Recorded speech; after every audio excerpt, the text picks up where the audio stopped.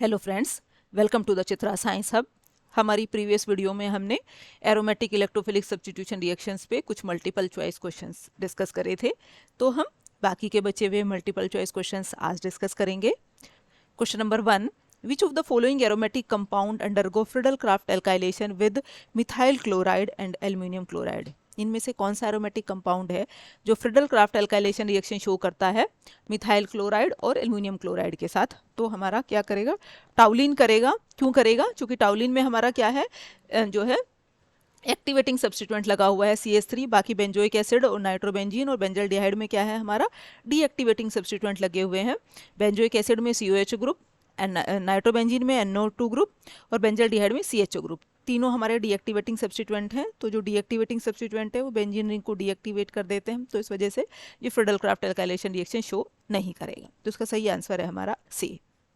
Next, what is the electrophile in the acylation of benzene? जब हम benzene ring का acylation करते हैं तो इलेक्ट्रोफाइल की तरह क्या काम करेगा, हमारा जो है RCO+ ग्रुप जो है हमारा, जो इलेक्ट्रोफाइल की तरह काम करेगा। तो इसका सही आंसर है हमारा D।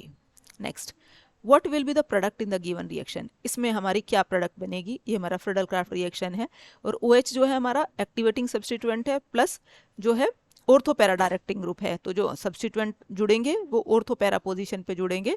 तो क्या प्रोडक्ट बनेगी? ऑर्थो हाइड्रोक्सीटाउलिन और पैरा हाइड्रोक्सीटाउलिन। तो इसका सही आंसर है हमारा C। Next, how would you synthesise the following reaction? ये रिएक्शन कैसे सिंथेसाइज करेंगे? बेंजीन रिंग का नाइट्रेशन करेंगे तभी हमें नाइट्रोबेंजीन मिलेगी। तो हम इसमें जो है कंसंट्रेटेड HNO3 और कंसंट्रेटेड H2SO4 के साथ रिएक्शन करा देंगे। कंसंट्रेटेड H2SO4 कैटलिस्ट की तरह काम करेगा। तो इसका सही आंसर है हमारा A। Next, which of the following reactant can be use to carry out the following reaction? कौन से रिएक्टेंट यूज करेंगे ये रिएक्शन करने के लिए? ये हम क्या कर रहे हैं, जो है एक एल्डिहाइड ग्रुप लगा रहे हैं बेंजीन रिंग के साथ, बेंजीन से बेंजल्डिहाइड बना रहे हैं। तो हमारा क्या इसमें यूज होगा? HCl + CO + AlCl3। ये हमारा गेटरमैन कोच रिएक्शन है। इसमें जो है हम बेंजीन रिंग को HCl, CO और AlCl3 कैटलिस्ट की तरह काम करता है, तो इनके साथ रिएक्ट कराते हैं। तो इसमें जो अटैकिंग स्पीशीज बनती है वो HCO+ जो है अटैकिंग इलेक्ट्रोफाइल की तरह काम करता है। तो ये हमारा गेटरमैन कोच रिएक्शन है। तो इसका सही आंसर है हमारा B। Next, what will be the product in the given reaction? इस रिएक्शन में क्या हमारी प्रोडक्ट बनेगी? जी, हम बेंजीन रिंग टाउलिन का रिएक्शन करा रहे हैं Cl2 के साथ, और CClO4 जो है हमारा, जो है ये हमारा क्योंकि है नॉन पोलर मीडियम में, हम इसका टाउलिन का रिएक्शन करा रहे हैं CCl2 के साथ।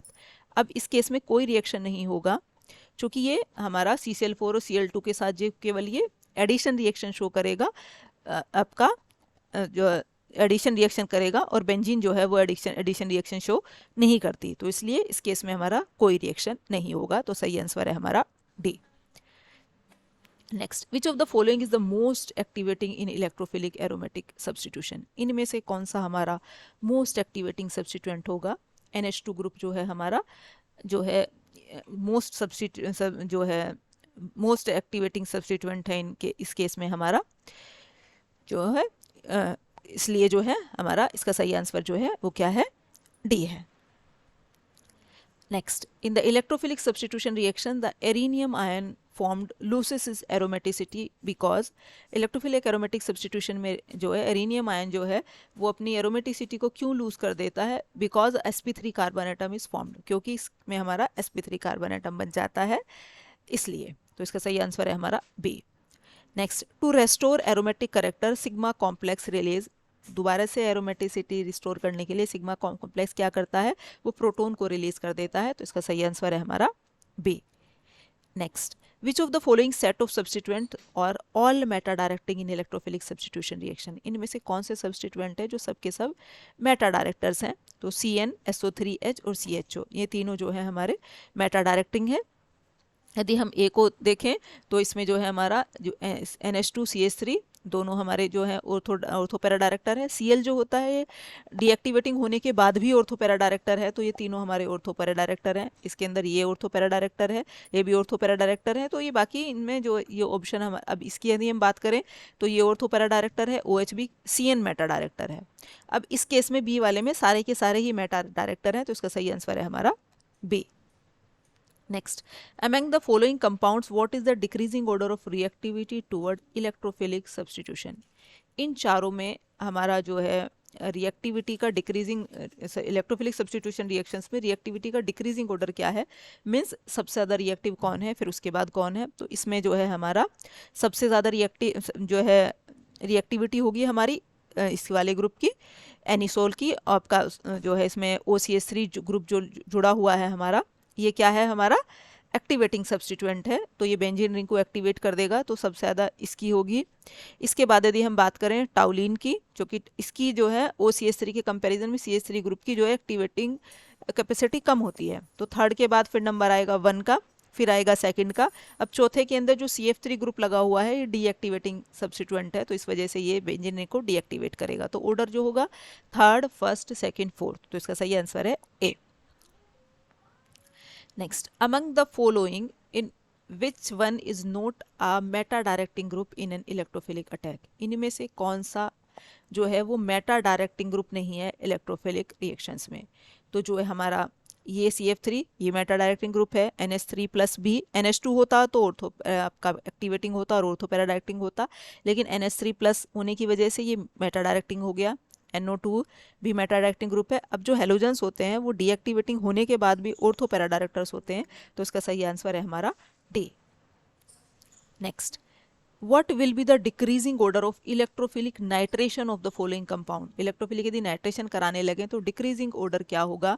तो सबसे ज़्यादा हमारा जो शो करेगा वो करेगा R, चूँकि ये स्ट्रॉन्ग एक्टिवेटिंग सब्स्टिट्यूएंट लगा हुआ है NHCO CH3।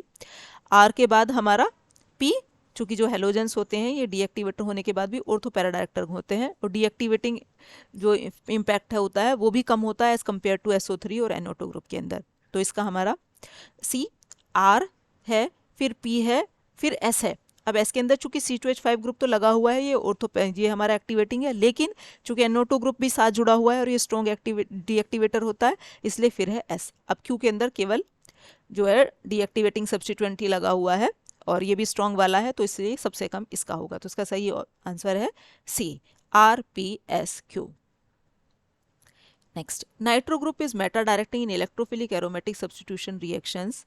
अब जो हमारा नाइट्रो ग्रुप है वो मेटा डायरेक्टर क्यों है?